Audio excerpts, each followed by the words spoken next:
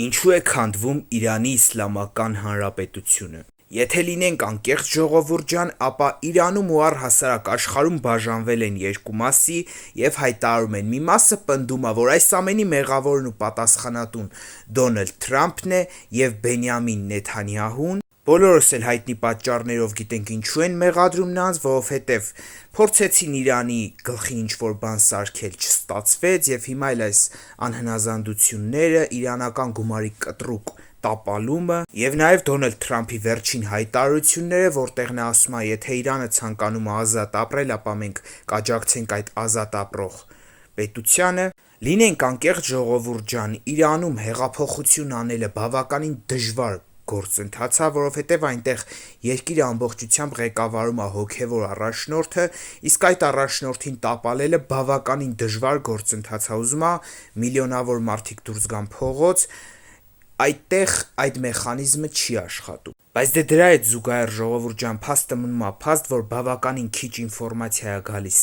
իրանական աղբյուրներից, ու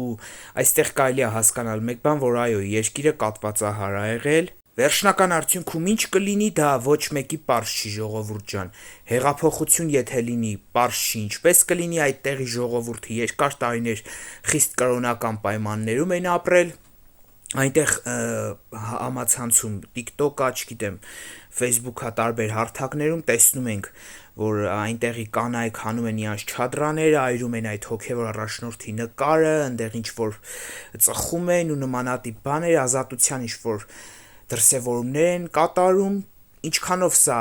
հետագայում լավ կլինի, թե վատ, դա արդեն հետագան ցույց կտա։ Ու հիմա շատերը կարող է մեկնաբանություններում գրեն, հիմա մեր ինչին է պետք, որ դու սա խոսում ես, Ժորժ ջան, մեր ինչին է պետք, այնքանով մեր հարևան պետությունն է,